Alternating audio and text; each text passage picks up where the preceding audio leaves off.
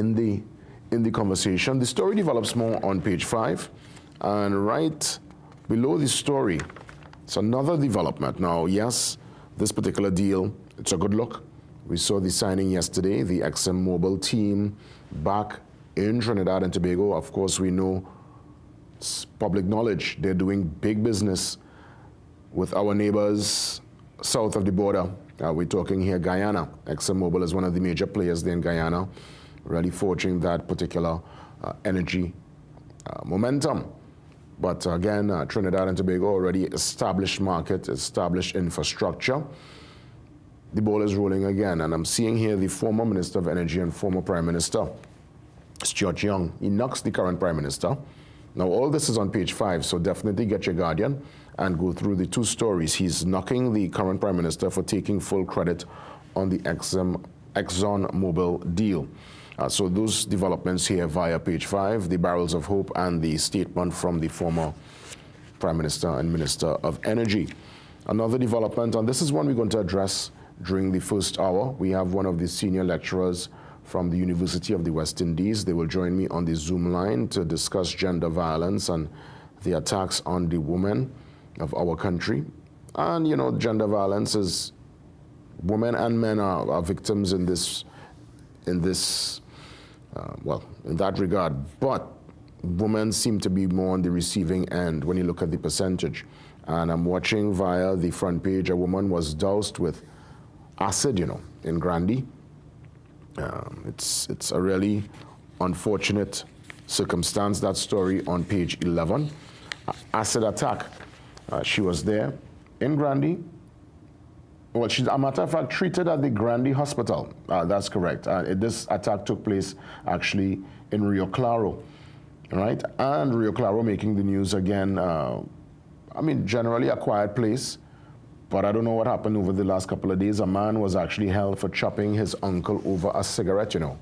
Young boy, 23. Well, the officers, they held him, and the uncle is also going through the healing process also at the Grandy General Hospital. And the young woman who's only 20, the douse acid on the girl face, you know.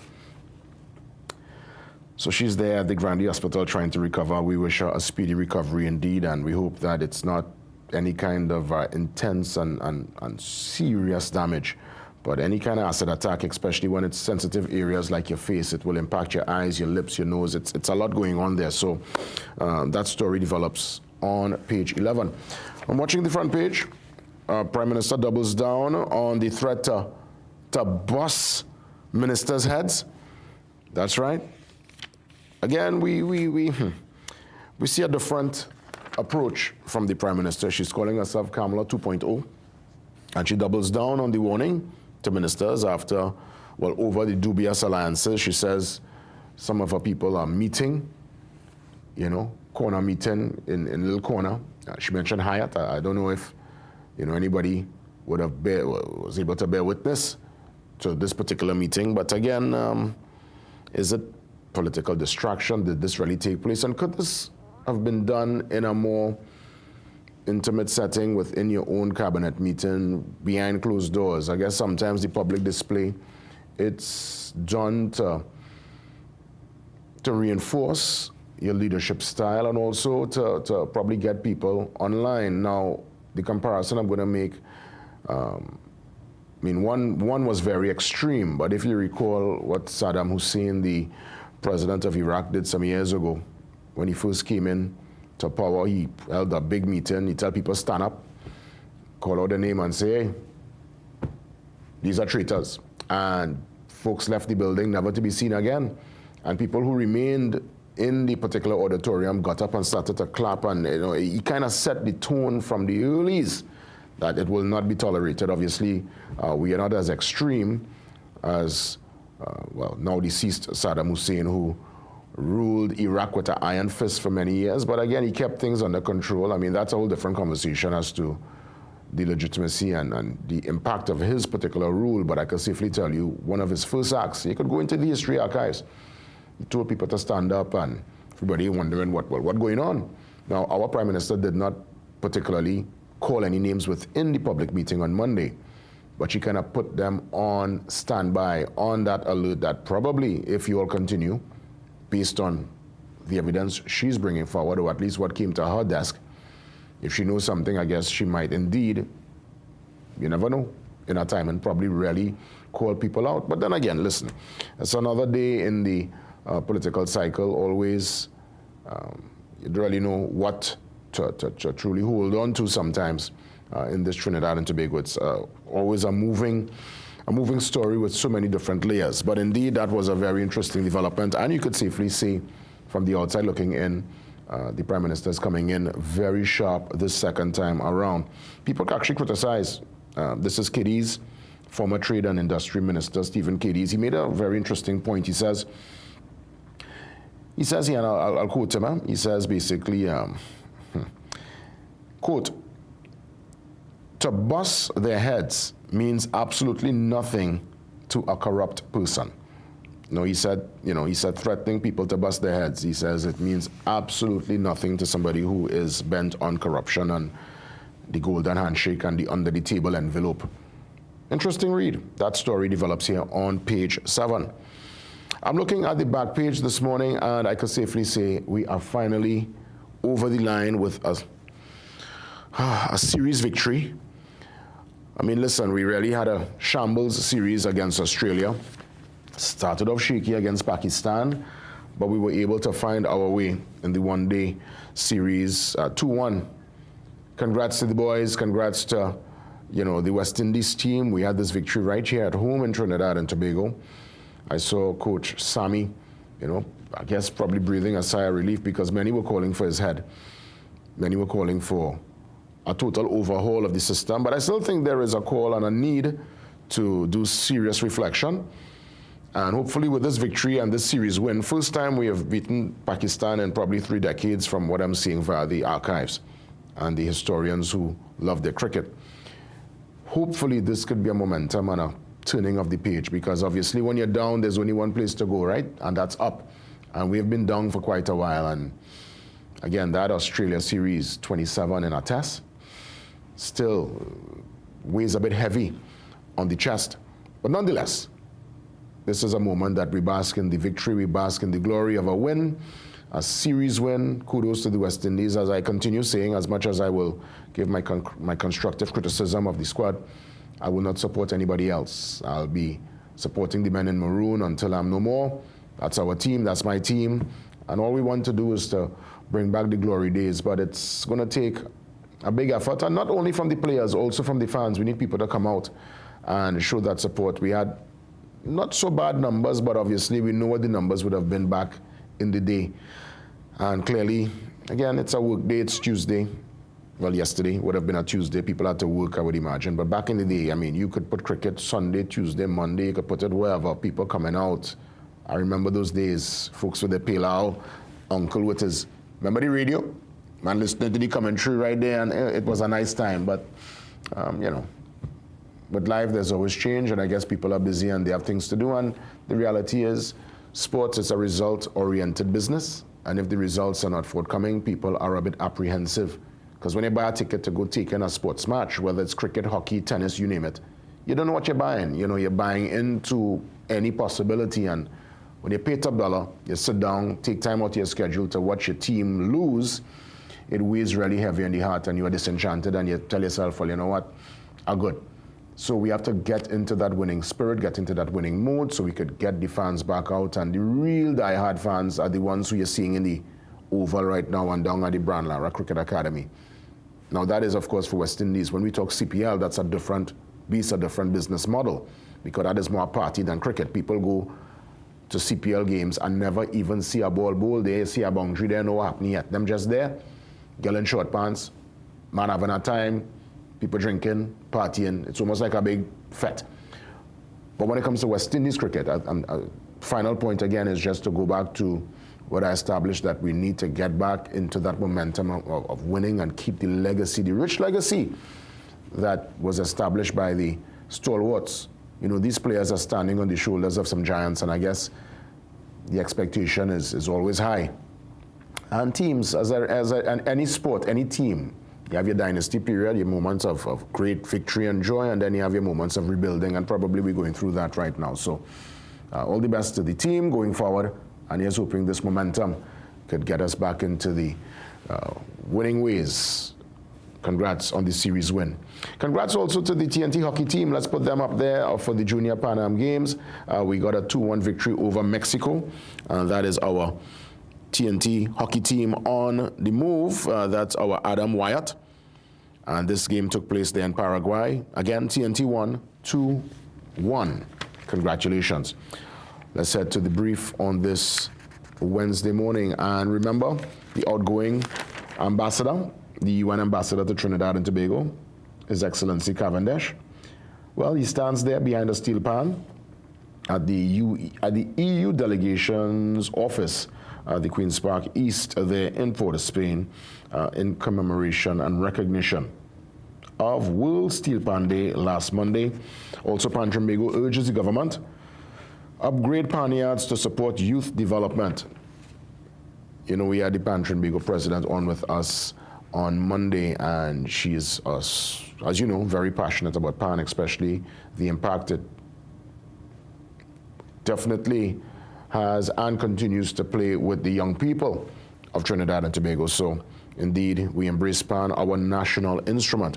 Inside the program this morning,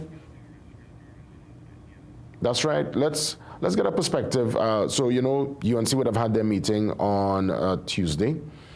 No, that was Monday, a matter of fact. Monday, yeah, they normally have their Monday night forum. Yesterday, the PNM met in the Southland. And obviously, you know, everybody going through their analysis and giving their perspective on the first 100 days. So let's just get a little flavor, just to keep the program as always balanced, and we give both sides of the equation. You know, in this country, it's either or. And we heard from either, now it's all.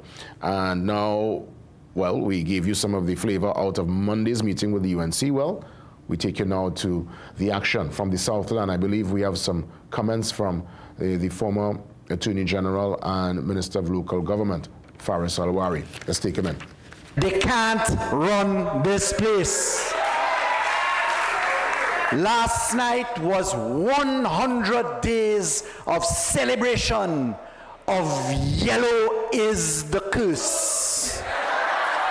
Let me put some facts down onto the table.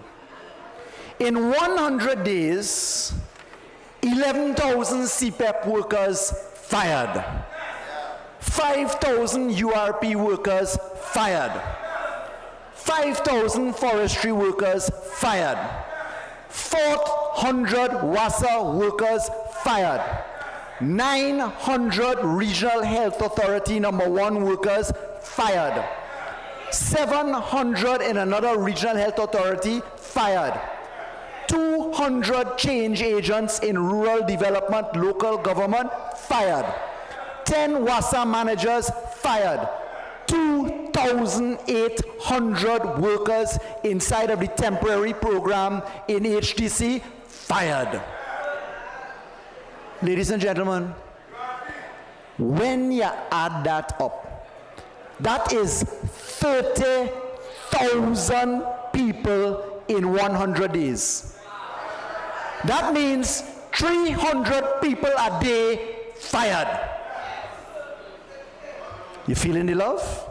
Remember when Dr. Rowley said every night is Faris, Faris, Faris, Faris, Faris? You have to ask yourself why?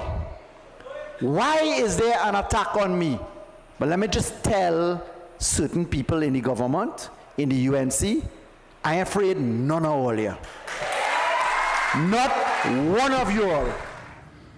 Well, again, just some flavor from the meeting yesterday in the Southland. Faris Alwari, I guess, speaking, you know, to the audience there, you know, putting forward his particular data based on the first 100 days of the UNC government. And obviously, you know, it's just about getting different perspectives concerning, you know, the new administration, their approach, their style, what's been done, what would have transpired before, what they inherited, and what they have to do going forward to keep the country afloat. So it's a very interesting conversation ahead. And funny enough, we are treating with that same conversation this morning as we do more analysis of the first 100 days of the UNC in office. And we will welcome via the Zoom line at some point during the course of the morning, the chairman of PNM, Marvin Gonzales. He will share with us his perspective, and of course I'll put forward some questions as to, what's going on, the momentum of this new administration, and also the situation with CPEP and the claims that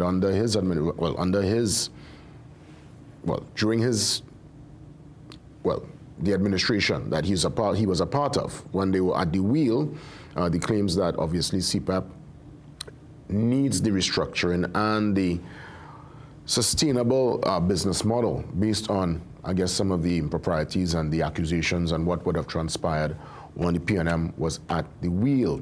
So all that and more, a major discussion ahead. Of course, as promised, the UE lecturer, the head of department and lecturer with the gender studies, Dr. Sue Ann Barrett will join me, gender-based violence and legal reform, very important conversation. Dr. Catherine Minto-Bain, IDF, TNT IDF, she's inside the second hour. We get some details concerning a month of celebrations with the Santa Rosa and Malabar RC Church. So Father Christo will join me to give some details inside the second hour. And to end things off today, we have Rode getting ready for a fantastic comedy special. So Rode is going to join me. Always a joy to have my colleague Rode on set. We take a pause, we come back. Lots to go with, lots to deal with, and lots to get into on this Wednesday morning. It's Morning Brew today, Wednesday, August 13th, 2025.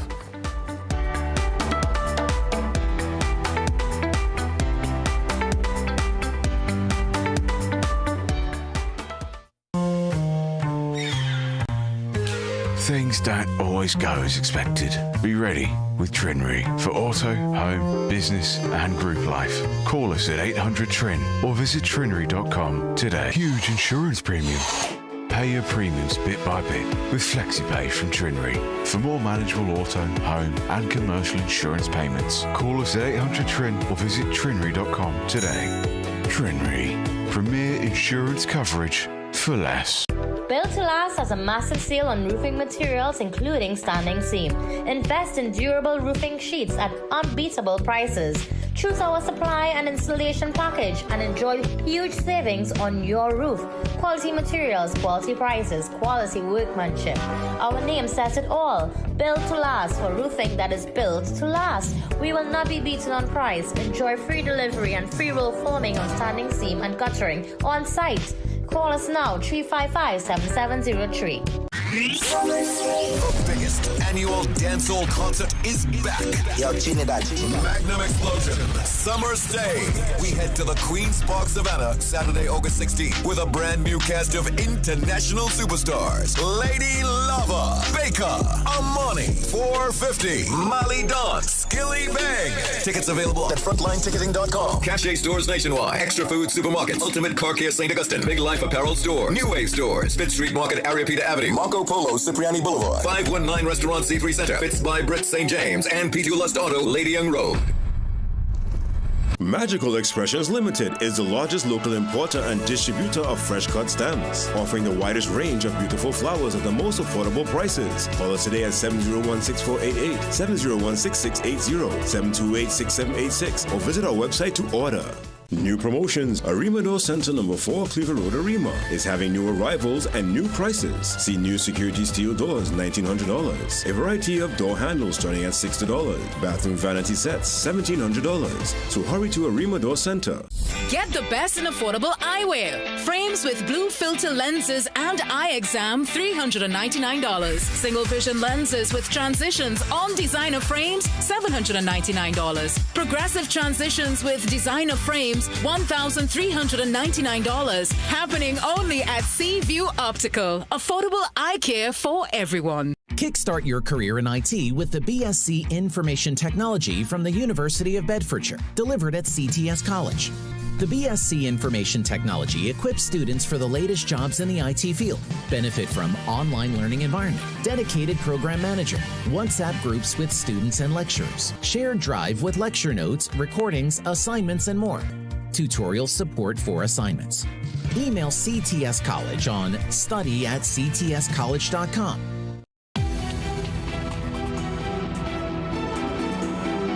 We're diving into the remarkable stories of Trin Cargo and its innovative partner, Trinibox, two companies changing the way the Caribbean interacts with global markets. We have meticulously maintained the foundational values of trust, exceptional service, and community engagement that my father instilled. These companies are leading the way in transforming logistics and e-commerce in the Caribbean.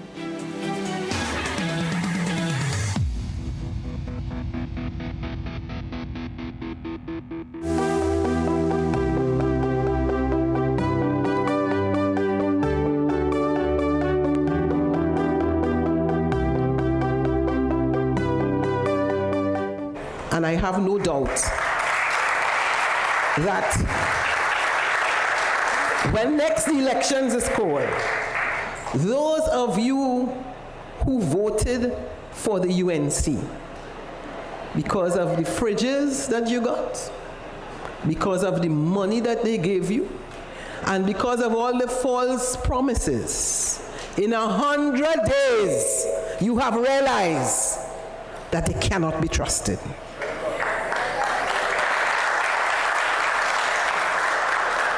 And I have no doubt that the 100,000 plus people that decided that they would not vote at all, that you are going to come home to the people's national movement. And again, some flavor from the meeting yesterday in San Fernando. UNC had their meeting on Monday. PNM followed yesterday, as everyone is putting in their particular perspective, putting in their voice in this, I would say, national discussion as we analyze the first 100 days of the new UNC administration, with the Prime Minister calling herself Kamala Persaud-Bissessar 2.0, a new style and approach. Let's welcome to, again, add to the discussion, the chairman of the People's National Movement, Marvin Gonzales. He joins me on the Zoom line. Let me extend, firstly, congratulations on your new role and function within the PNM, and I thank you for the time. Good morning. Good morning, Jason. Good morning, Trinidad and Tobago. Thank you very much, Jason. I appreciate your warm congratulations, and thank you to the membership of the People's National Movement who reposed their trust and confidence in me to serve in this very esteemed capacity as chairman of the party. Chairman Gonzales, I want to ask you, as we analyze the first 100 days, any particular policy position, any particular momentum that speaks towards a win? Because again, the UNC's mantra into the election, and it's one that the country clearly embraced: when UNC win, everybody wins. Do you see any win? I know we will deal with some of, I guess, based on what we heard in the meeting yesterday, some of the issues, but from just looking at it from a national perspective, any wins at all in the last 100 days? Well, thank you very much for that question, Jason. Jason, I'm the Member of Parliament for the constituency of Arupa Lupino, and I am very much engaged with my constituents at all levels. And almost every single day, I am overwhelmed and inundated by a number of complaints and calls from constituents who have been unfortunately impacted by some of the decisions of the government within the first 100 days. A number of my constituents, 100 of them, over 300 of them, who were employed in the CPAP program, they are now out of a job. A lot of them single mothers who cannot now provide for their families, who cannot provide, school books and uniforms for their children as we approach the new school term.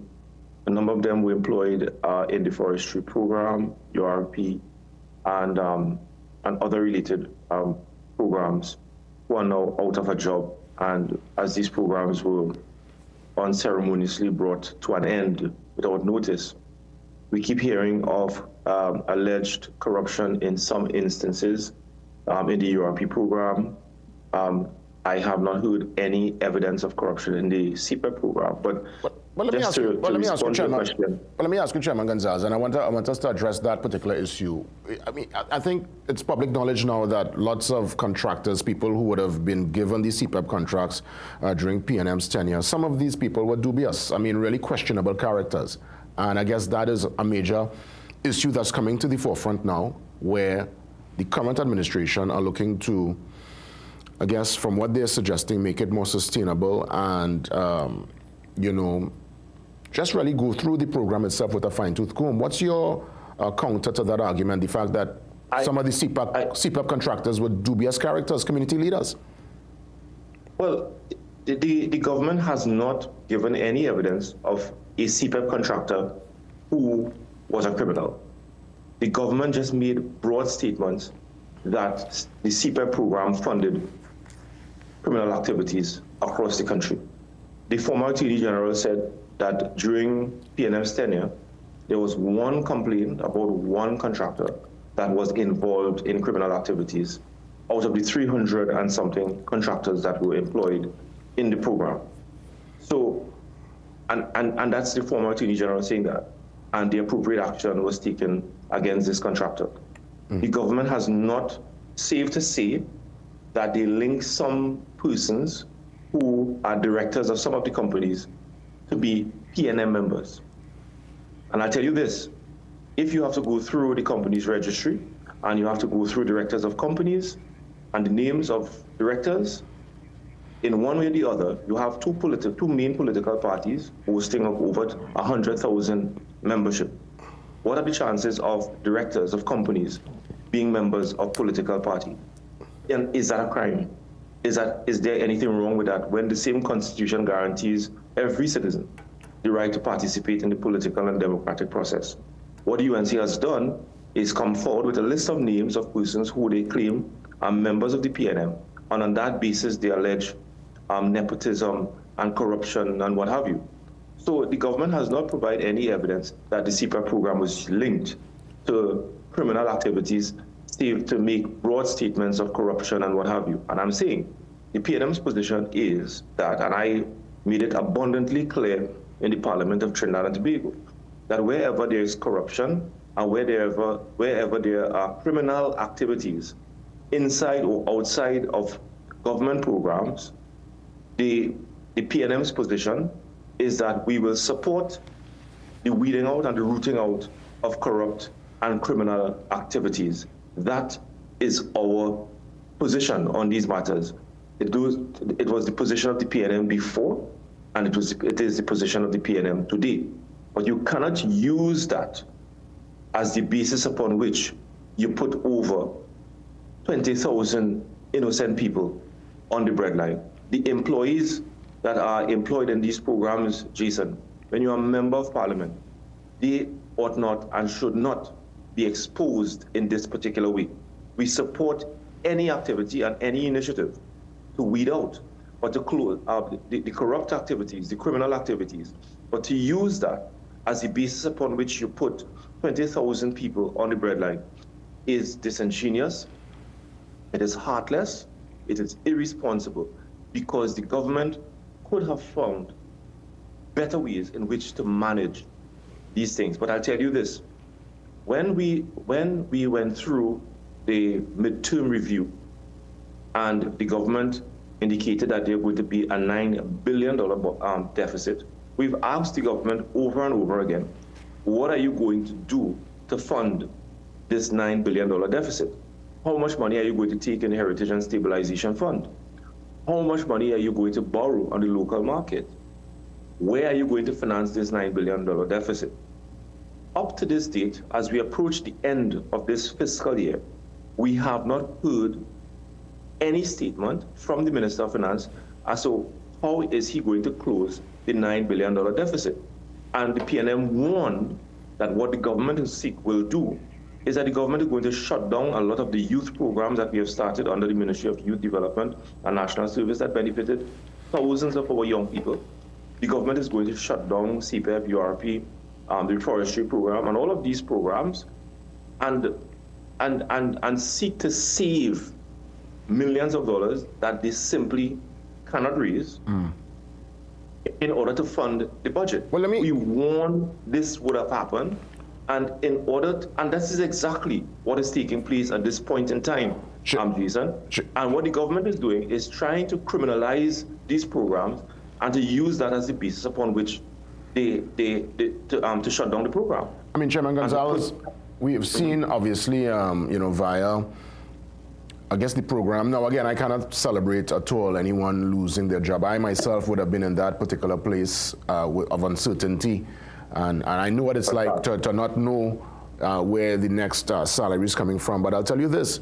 We look at the natural cycle of the politics and the political DNA in itself, where some of these programs are indeed used as political football. Some of the public utility agencies, as we would have discussed the last time you were here with me, overpopulated with employees, people getting positions based on the support of a particular party. And we know naturally when there's a transition and a change of government, there's an almost overhaul from the boards right down to the grassroots man within the structure. Isn't this just, unfortunately, part of the bitter cycle of politics in Trinidad and Tobago?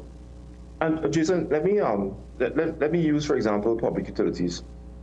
The government approach, for example, to the transformation of the Water and Sewage Authority, which was used by previous administrations, previous political organizations, where they use WASA as a political football to recruit persons of dubious character. I can tell you that my life was placed at threat when I started the transformation of the Water and Sewage Authority. I was told as Minister of Public Utilities that, as a matter of fact, I was briefed by the Trinidad and Tobago Police Service that I needed to take certain personal action in order to protect myself and to protect my family, because there are elements within the organization, within WASA, that are linked directly with criminals. And the activity of the government, the initiative and the program of the government to transform WASA is going to cross paths with some of the elements within the organization, and that these people were hired prior to the 2015 general elections. And a lot of these people were linked to gangs in Port of Spain. I am telling you, and this is the very first time I am talking about that. I've never heard that before. So your life was at threat? My life was a threat. When we started the transformation, as you know, we started with the executive level of WASA.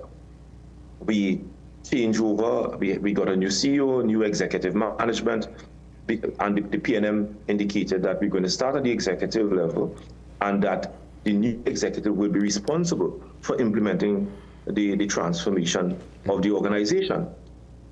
When I inherited the position, WASA had over 5,000 employees, or 4,900 something employees, and I left the organization, and there was no increase in employment in the organization. In other words, the point I am making is that we did not use WASA as a political football to recruit PNM operators, to recruit people within the organization as payback for what they would have done politically. The point I'm making is that, and we went about doing the work to transform the organization as an organization, as well as to undertake a number of programs to improve the supply of water to people. Within 100 days, we talk about if anybody will, within 100 days, I have information that you have over 200 persons already recruited within WASA. People like Twiggy, social media persons like Matara, and a number of persons who would have walked, not going through any recruitment process whatsoever. You have an executive of the Water and Sewage Authority, not a board, because the government would have the authority to replace a board and to appoint directors. I'm not taking issue with the board appointments today on this particular program, but I am telling you that an executive that went through a rigorous recruitment process costing you, the taxpayers, hundreds of thousands of dollars to get the best men and the best women to run an efficient utility company so that all of us can have a supply of water, going through all kind of a rigorous recruitment process to get a chief executive officer and executive management. They were removed unceremoniously, notwithstanding a transparent process, unceremoniously by this current government, and replaced by persons who did not go through one scintilla of process with respect to their employment within the organization.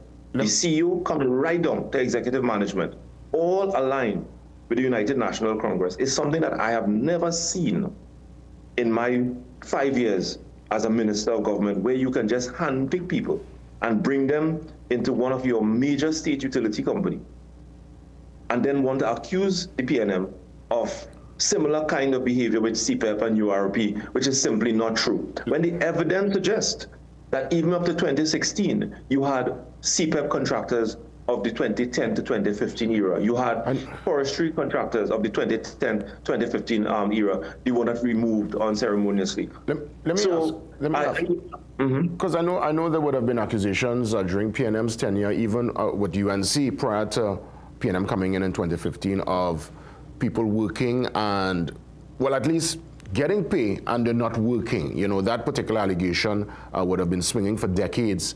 Is that something you try to address, and probably one of the reasons for the threats coming to your life with these ghost gangs, as it were? Well, you see, one of the things, when we did the report, we did a comprehensive investigation into the operations of the Water and Sewage Authority, and that report, the findings of that report was very staggering, and it was an eye-opener, even for the cabinet.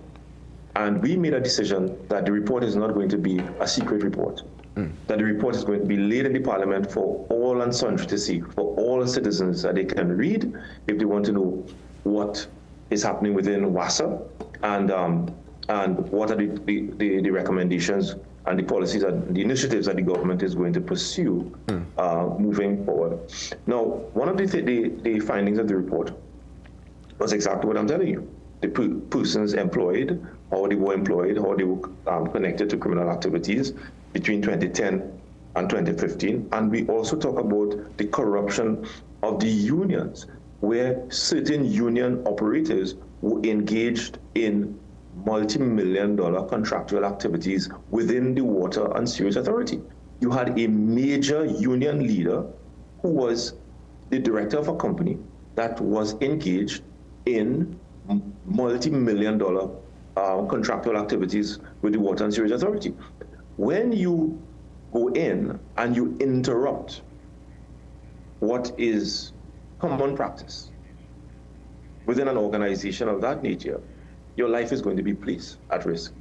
And I made all of these things public. I talk about the water trucking scandal, that where persons were forced to purchase water for decades when there was no reason why this community should not have been provided with a reliable supply of water. Mon Diablo is one case in point.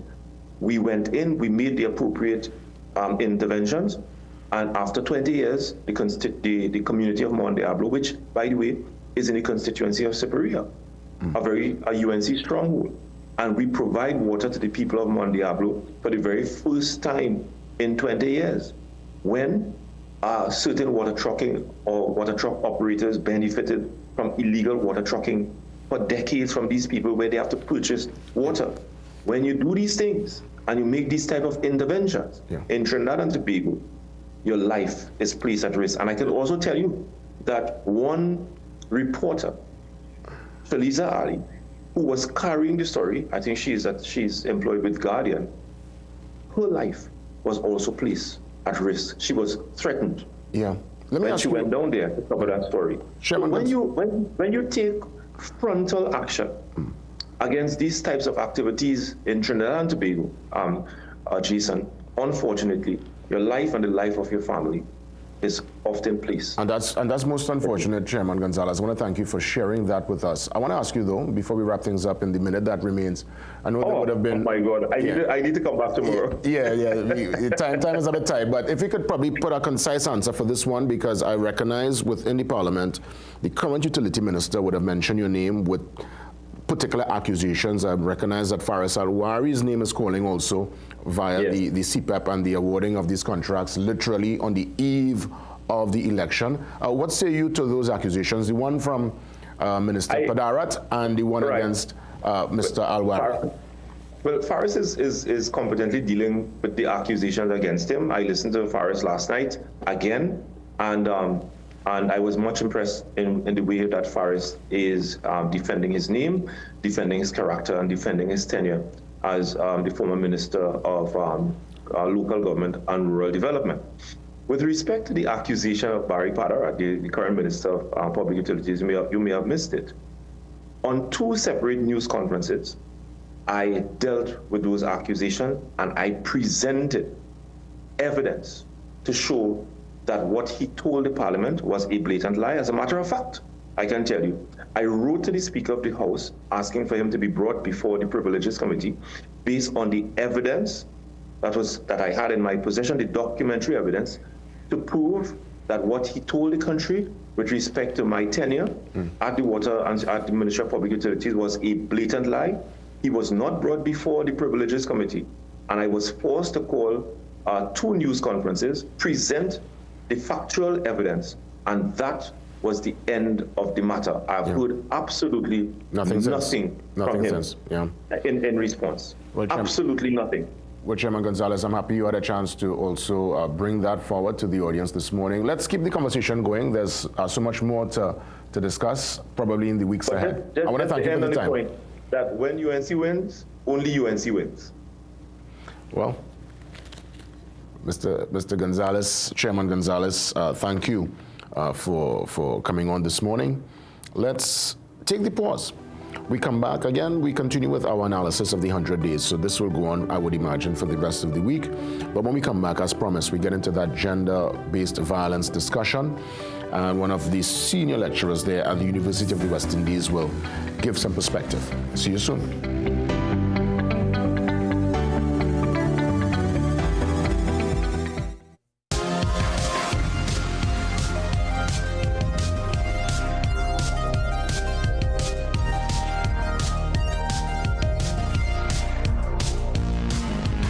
Something here for everyone, from baby to adult. Anything you need, it is right here at Food Basket Super 99.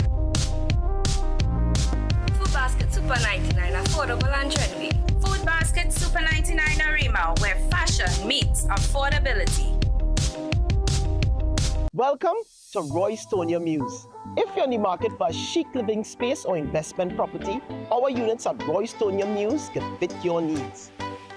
These properties are sleek, well-engineered and beautifully constructed with a layout that offers lots of space and natural light. With 3 bedrooms and 2.5 baths and over 1,700 square foot of living space, units start at just $1.85 million. Take this step to acquiring your piece of this beautiful community. Let us welcome you to your forever home. We are your one-stop, most convenient, most helpful, most caring community pharmacy. Our pharmaceutical services include dispensing medicines, repeat dispensing, clinical governance, but we also have a fully stocked convenience store featuring our refreshment aisle, grocery lane, personal care products, toys, pet supplies. We are most conveniently located out of the traffic, just 2 minutes off the highway in Heartland Plaza, in Devashagonas. Contact us on 220-8705 or 470-5938 and visit us soon. Gaming Express Limited is a premium importer and retailer of the highest quality brand name electronics. We stock the widest range of PlayStation, Nintendo Switch, Samsung and Apple devices and accessories. Visit us at Shop 52, Level 2 Gulf City Mall in San Fernando, or contact us by phone or WhatsApp message at 687-7480 or 301-9797 or 798-1280. Like our Facebook and Instagram pages for updates on products and services. So I hear Beta Homes has the best kitchens. You heard right. We have Shaker style, modern Euro, and hardwood. I like this one. Can I test it right here, right now? Sure, but how are you gonna do that? All right, y'all, come inside. Are you ready? Time's alive! Oh, a spice rack. Soft closed door hinges. Oh, this countertop's nice, well. It's hot. So, what do you think? Well, this 100%. Is it. I'll take it. Build the kitchen you love for less at Beta Homes, Caroni or French Street. Where does disease start? It often begins silently. No pain, no symptoms, just inflammation quietly damaging your body. Our choice is food, stress, pollution, all feed inflammation. Chronic inflammation is the root cause of many modern diseases. You can't go back in time, but you can start addressing inflammation.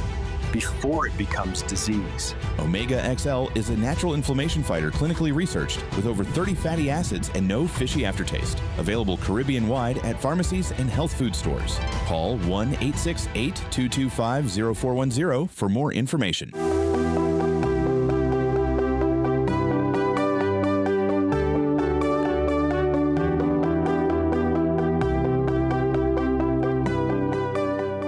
Head of a department and lecturer at the University of the West Indies, Dr. Suan Barrett, joins me on the Zoom line.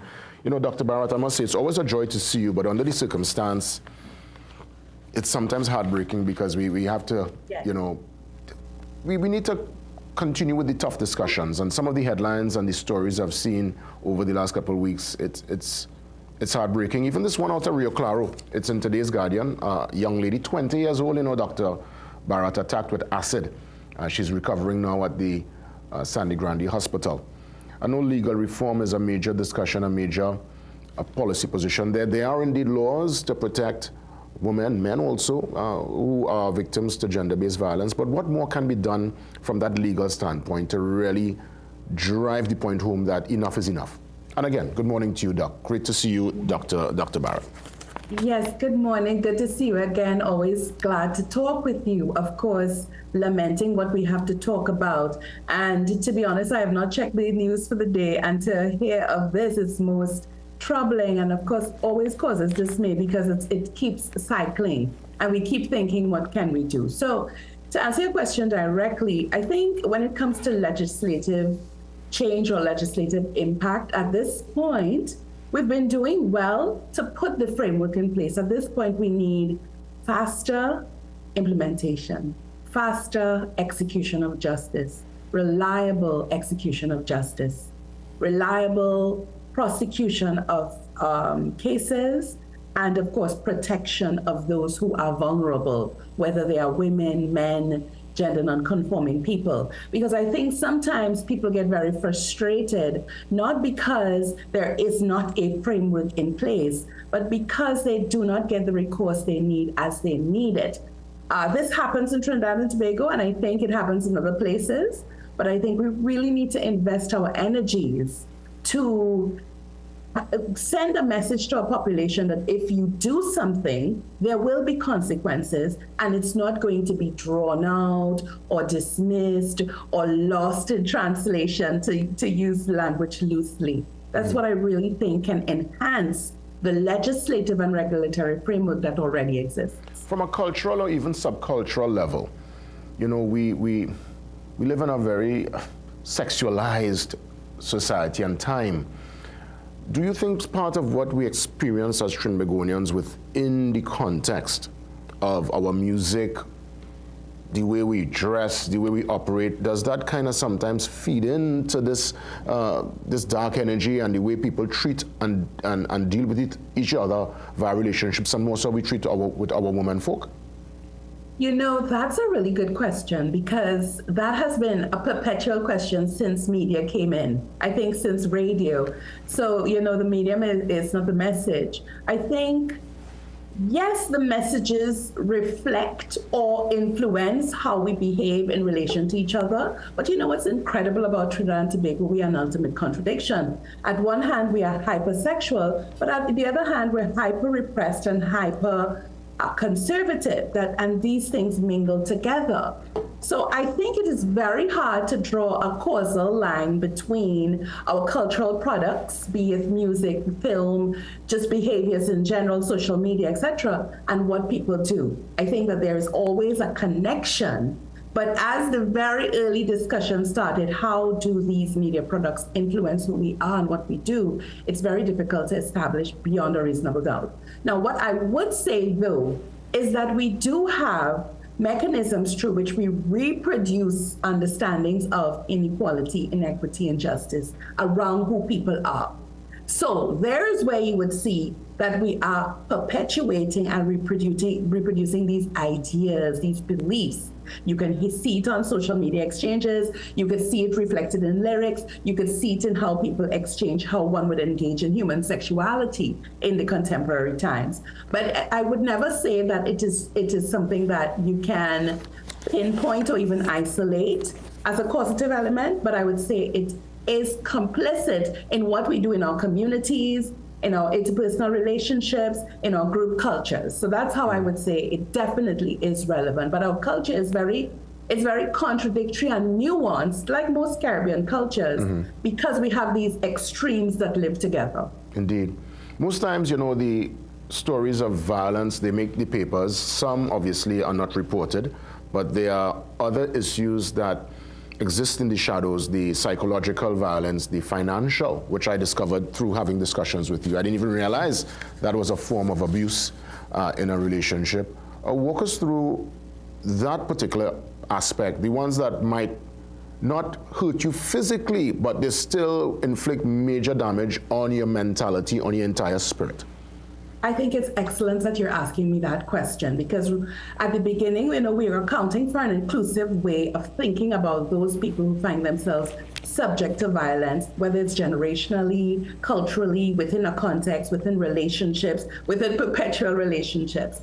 So, of course, we can, and this is where it becomes hard to prosecute. So we're very clear on the violence that we can see, worn, and marked on our bodies. However, we have verbal abuse, of course, which is very devastating. You could cut someone's sense of themselves, their self-esteem, their relevance in this world through verbal abuse, whether it is face-to-face or we have to also count for cyberbullying, okay? And this can be interpersonal, which in fact has increased as we have more and more reliance and connection to social media and hyperconnectivity, where you're stalked, you're bullied, you're threatened, and so forth. People can share their stories about what they have gone through with relational violence or dating violence. It often happens in that setting, or other contexts. It could be a co-worker and sexual harassment that happens in that way. Then, of course, we do have the financial and other forms of violence that affect how your life and livelihood can take place. And those things are sometimes quite subtle, and it takes a lot of work to prove and demonstrate to your loved ones, to the law, that this is what this person has been doing, withholding funds. And this happens with the elderly, it happens with men, it happens with women, it happens even with children. Then we also have violence that maps onto your reputation.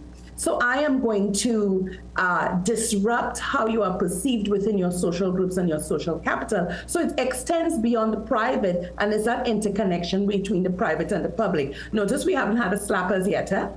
Because, so for example, sometimes someone is suffering extreme abuse in their relationship, in their home, in their family structure, wherever it is, in their workplace. But when they enter into a public space, the person who is their abuser appears so, friendly and encouraging, and it's a mask that travels across context.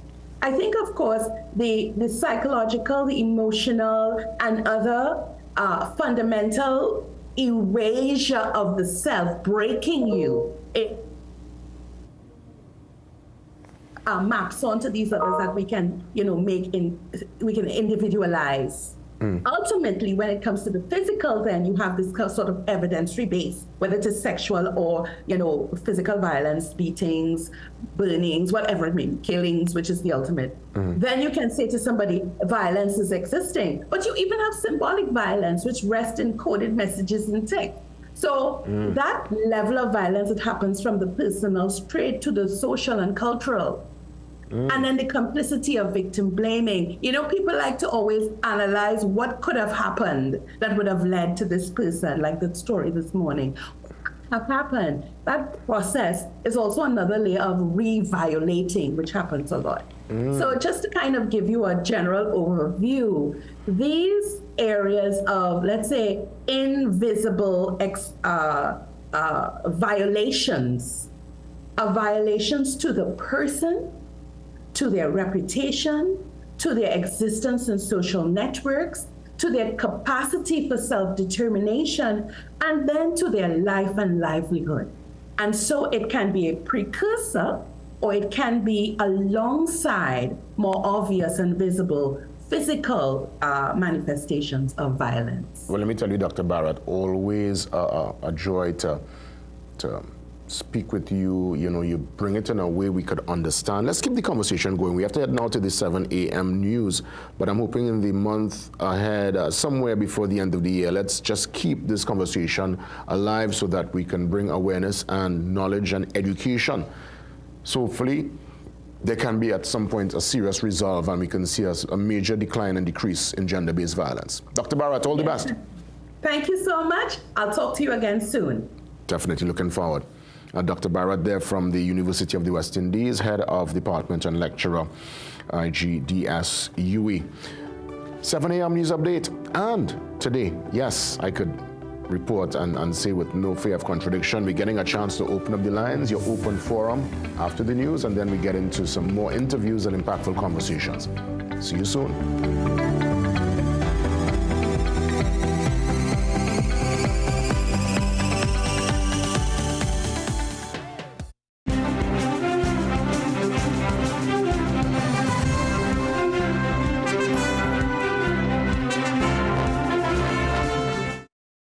Good morning, I'm Ryan Bates with headline news on CNC3 and the TBC Radio Network. Caribbean Airlines Chair Rina Kaulesa is this morning refusing to comment on the Prime Minister's ultimatum to the airline's management. At the UNC's Monday night report, the Prime Minister read the Riot Act to the management of Caribbean Airlines, telling them to either turn things around in 2 years or look for another job. Prasad Bisesa slammed the airline for operating unprofitable routes and failing to submit audited financial statements for the past 9 years, and despite receiving millions in government funding, she says there's little to show for it. Do you know not one single Caribbean Airlines route is profitable? Not one route is profitable. Yet plane filling up every day, going and coming. Not one single route of Caribbean Airlines is bringing a profit. But we are spending millions of dollars there. I am giving the management of Caribbean Airlines 2 years max. They have to sort out the mess. Otherwise, everyone there will have to look for a new job.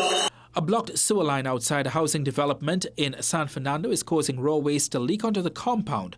Residents of Block J, Embacadere, including 3 disabled people, are pleading for urgent help. When CNC3 News visited the scene, the stench reeked across the compound. Filth and maggots flowed into the 2 handicapped parking spaces directly in front of the 3-story building. 75-year-old disabled resident Harilal Singh said he's been affected by the stench for the past 2 weeks. He accused WASA and HDC of not fixing the problem, saying several disabled people are affected. It is very difficult. From time to time this happening, and it is very difficult. I can't manage it anymore. And HDC is not really acting up when we report it. So we have to just tolerate the nonsense, and I think in this day and age we're not supposed to be in this mess. Are you coping with the smell? No, well, I am hardly outside. I can't stay outside because it is terrible. A Charlottesville man who smashed a police station door with a gas tank last year did it again yesterday, this time just hours after appearing in court for the first incident. CNC3 News understands 43-year-old Jamil Thomas of Old Scheme Road travelled from Scarborough Magistrates Court to Charlottesville Police Station shortly before noon, reportedly in an unprovoked fit of rage or possible mental breakdown. Armed with another gas tank, he smashed the recently repaired front doors, causing over $4,000 in damage, before being arrested on the spot and taken to the Roxborough police station. Last October, Thomas allegedly became angry while trying to make a report at the station. He left, returned moments later with a gas tank and broke the glass door. That case is still before the court. Investigation into yesterday's incident are continuing. Those were your 7 a.m. news headlines. We'll have another news update for you at 8 a.m. on the TBC Radio Network.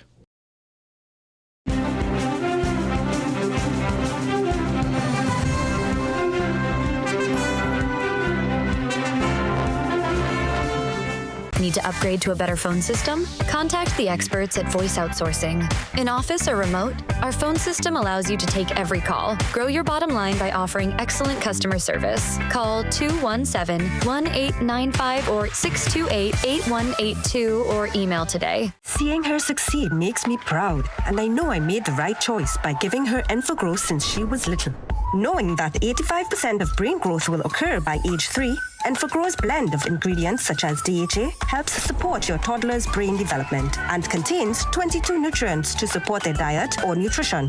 Enfagrow, what you do today will last forever. This product is not intended to be a substitute or complement to breast milk. Discover a breakthrough in healthcare at Liberty Medical Center, where expert care is affordable. See top specialists in endocrinology, diabetes care, dermatology, psychiatry, psychology, urology, obstetrics, and gynecology.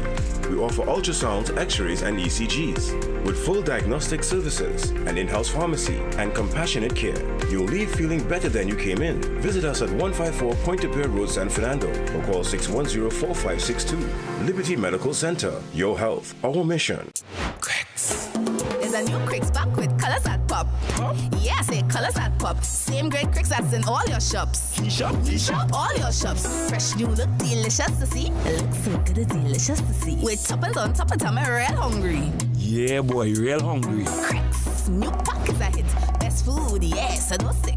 Ready for the short thing to fix your mix? Just reach for the new pack. Reach for your Cricks. Get your Cricks today. New look, same vital supplies. Food Basket Marketplace is celebrating our 34th anniversary for the month of August, and you're invited. Enjoy massive deals like minced beef, 5 pounds and $99. Cow heel, 5 pounds at $79.95. Nestle cream milk, 4 for $54.95. Crown, 8 kilograms rice, $69.99. Come and shop to win one of our 34 shopping sprees. Big giveaways and free hampers to be won. Shop, save, and celebrate only at Food Basket Marketplace, Orima, Shagwana, Shafre, and Gulfview. Food Basket, where shopping is a pleasure and the price is right. This Java bring the whole family to La Vega Estate, Trinidad's #1 family-friendly destination. Open daily, including weekends and public holidays.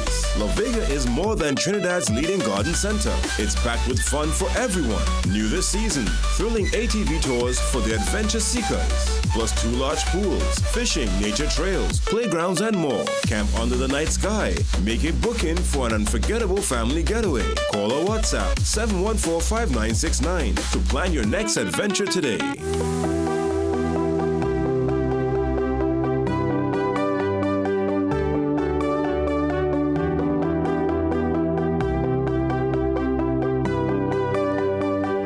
Welcome back to the second hour, 6 minutes after 7 on this Wednesday morning. Up next, your daily health tip complements Omega XL. Enjoy. The Daily Health Tip, brought to you by Omega XL, where health is wealth. For millions of people living with asthma, even something as simple as going for a jog can become a struggle.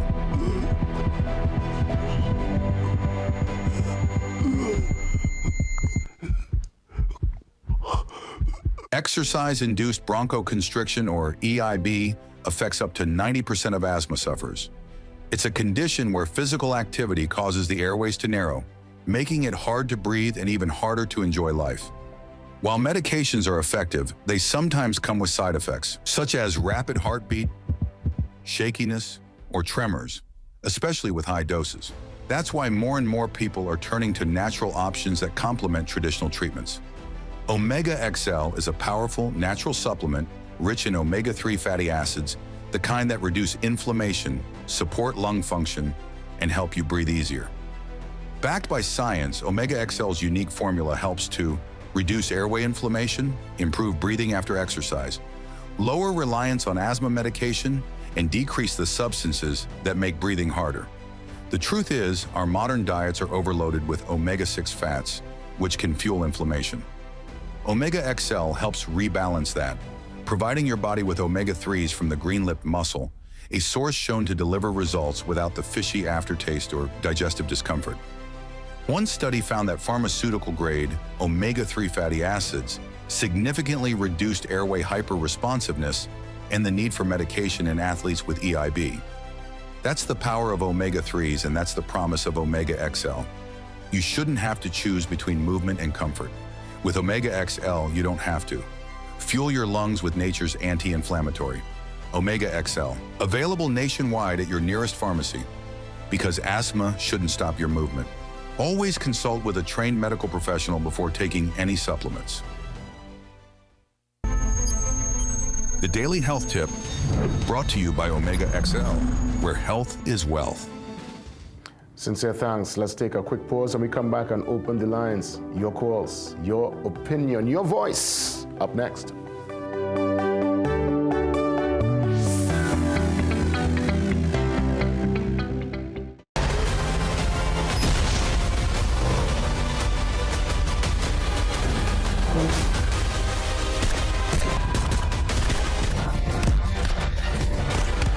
He's a soldier.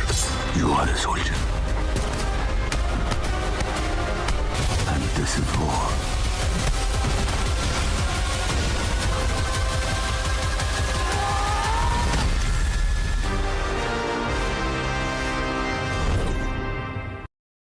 Get the best in affordable eyewear. Frames with blue filter lenses and eye exam, $399. Single vision lenses with transitions on designer frames, $799. Progressive transitions with designer frames, $1,399. Happening only at Seaview Optical. Affordable eye care for everyone. Is high blood sugar the root cause of diabetes?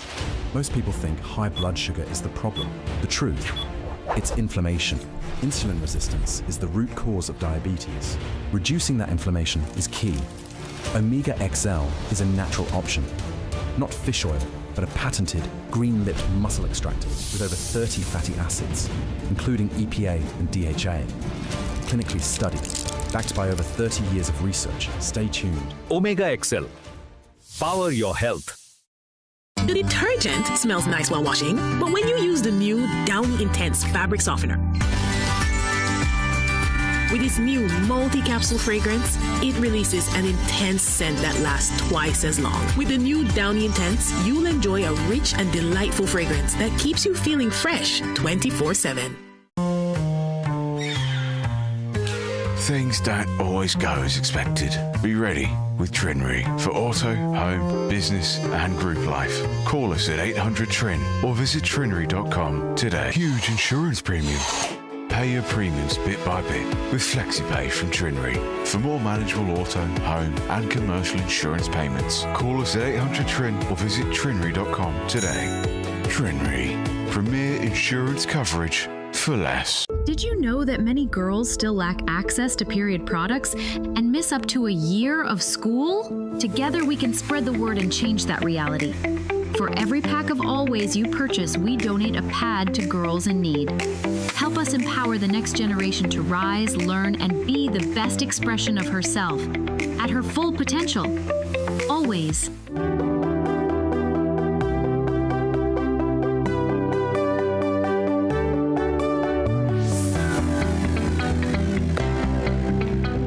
Welcome back. Let's head to the lines. I believe St. James is standing by for some commentary. St. James, good morning.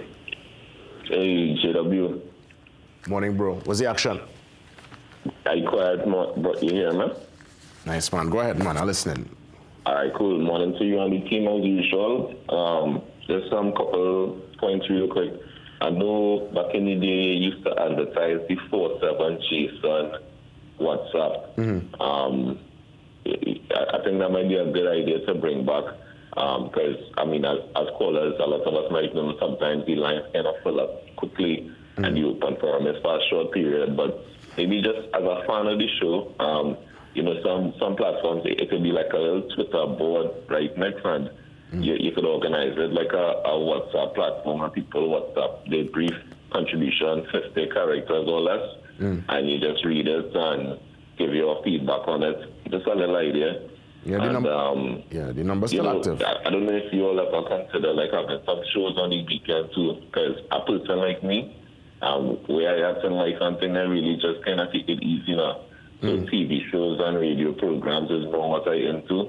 So, and then I know once in a while when you're off, you know, mainly is like Randy, you just say hold on, but it's at a point where I kind of enjoy seeing Keisha and Dean too. So, you know, once in a while we could bring him in.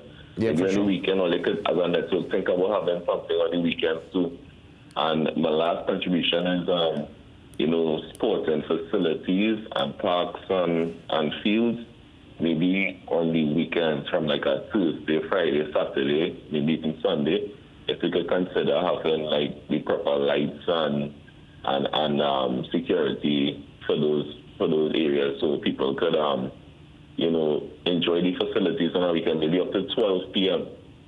To promote a bit more sports and enjoyment and recreation. All right. So that's my country. Yeah.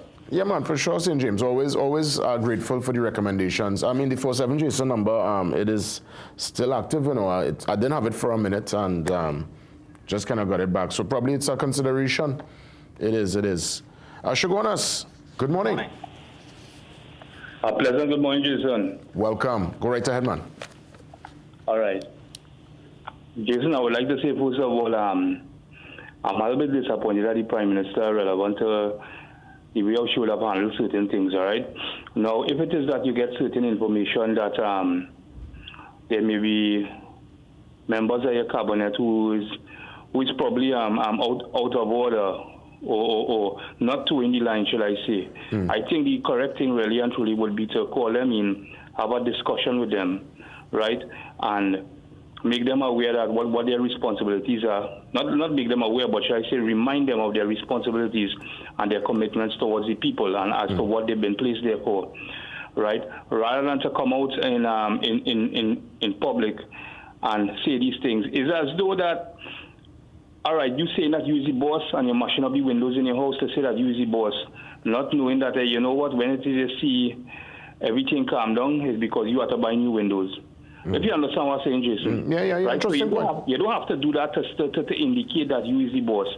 She should have held that discussion, right, internally, and probably come out and make mention of that, you know what, she just wants to remind her entire cabinet that their full commitment is towards the people and the development and growth of the country. She should have said that rather than come out and be so aggressive, because in trying to be aggressive, right, I'm sure you would know this from football in terms, that in trying to get an equalizer, you leave yourself vulnerable at the back, right?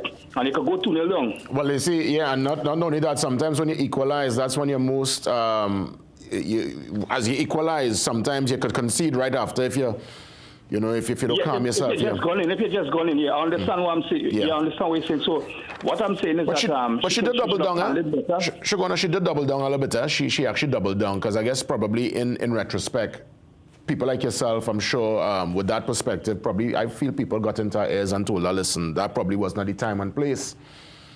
Yeah, correct, right? And I think the language concerning the bossy head, I mean, for the younger people in society, really and truly she should not have used those terms.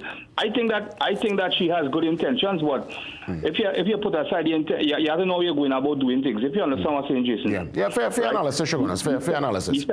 The second thing I really wanted to touch on, I observed that you had the gender-based violence earlier on there. Yes. Jason, I'll tell you something, right? I am not saying it is right for a man to kill a woman. I am not saying that. But society has painted it out so much in that the man is the bad. The man is the bad guy. Before the matter is heard. I don't know if you ever went to the family court. When you go to the family court as a man, you start 1-0 down, You understand? Before the proceedings start, you start 1-0 down, because of the biasness towards men, right? But I won't go too much into that. What I will say is that there are women out here, right? They will stand idly by, and they will allow their daughters to take advantage of a man. Maybe not physically, but mentally, emotionally, and financially. They would know what their daughters are doing, but they would do nothing about it. But the day our next woman tried to do the son that, they want to mash up the place. I think that this whole thing about gender-based violence needs to be looked at more in-depthly, right? And there's a lot of men out here, right, who are going through a lot of things based on what women are putting them through. And I'll say this to the men, Gentlemen, let me tell you all something, right? The ratio is about 8 of them to 1 of us, right? So we should not be looking at them. They should be looking at us. Understand what I'm saying? And if it is that a woman is not giving you what it is you are worth and not coming up to the level that you are, let me tell you something, Jason, let she go. Because a woman is like a red band on the bus route. When you miss one, you catch the next one. All right, Shogunas, take it easy, man. Shogunas coming in with his commentary at St. James, loyal supporters of the program. And when we open the lines, they always get a chance to give some perspective. I want to thank you again, Shogunas, for coming in and for supporting the show. Let's head to Maraval. Oh, I think Maraval, we lost Maraval. So probably we could get one more. Dr. Catherine Minto-Bain will join me in a few for the TTIVF. And yeah, Shagun has mentioned sometimes just have to let it go. He says, yes, we are outnumbered, but sometimes, even though, yes, they are, as they say, more fish in the sea, sometimes somebody, their heart is with that particular person and they're so devastated when they move on. But what I've realized through my own experience, one day turns into a next, a month will pass and time is able for you to heal and you're able to love again and to move on. So fellas, hold the faith. Who's out there? Good morning. Good morning, Jason. Welcome. Go right ahead. Hi. Yeah. Listen, that last caller there, I agree with his first statement that he made there about the Prime Minister speaking. And she did the same thing when I believe there was some news about party in Tobago with Minister Padarat had, and during the state of emergency, and they were partying there. She did the same thing, but this don't have to be out in the public. I know she's probably a bit scared about trying to sanitize her last legacy, that 2010 to 2015. She's at her wit's end trying to clean that up, and we just wish her well. But what I'm looking at, you see, Jason, what we are looking at is that a war being waged on the most vulnerable in our society here, and people calling it governance and politics. And that is what we are looking at. There are a lot of promises. She's continued the promises, thinking that will keep us at bay during this state of emergency. And we are not looking at the damage that is being done. And I believe most of what she's doing there is a cry. It's really a rally to her base. And we just don't want the media to sanitize this. One thing I have, Jason, is we saw where earlier in the reign here, they stopped printing $100 polymer bills. They issued a statement to the Mint to stop printing the $100 bill, not the other notes, because all our notes now are all polymer.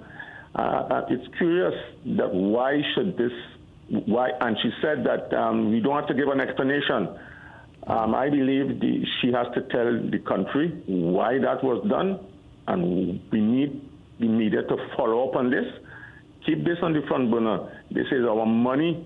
This is not our foreign reserve. This is our local reserve, and we need to know what is the story behind that. Thank you, Jason. You're most welcome, caller. Great observation. And, I didn't even give that consideration, but yes, it makes sense. And that's what the open forum is about ultimately, yeah? A chance to get that real-time feedback and a chance for me now to sit down and listen. I mean, sometimes I will engage. I mean, if somebody coming in a bit too sharp, there's a part of me that will say, you know what, let me see exactly where this person coming from. But most times, when you touch base, it's really this is, you're on the floor now. It's your time to shine. Let's take the pause. We come back at TNT IVF. Oh, a matter of fact, we're switching things up. That's right. So I'm guided by what I'm seeing on screen. My friend, my brethren, the talented Rudy Cumberbatch. Love is Sunday, 17th August at Sapa. Rudy up next.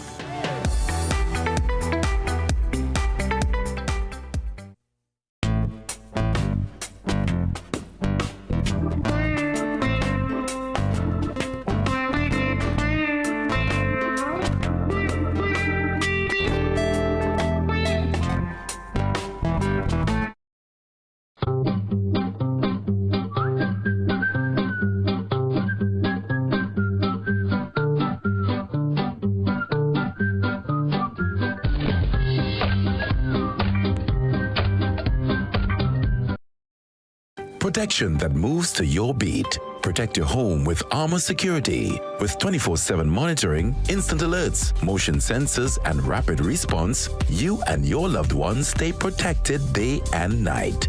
Sign up for the Protector or Commander package today and get a free security camera and installation. Armor Security, powered by Flow, in partnership with All Pro Security. We keep your rhythm flowing. Visit us in-store or online at discoverflow.co for more details. For 40 years, we've moved with you, pushed with you, transformed with you. From the first rep to your best step, from your first class to your biggest win, Fitness Center has been your partner in power. Built on sweat, driven by passion. 4 decades in, and we're just getting started. Celebrate 40 years with us. Fitness Center, 40 years strong. Transform your body, transform your life.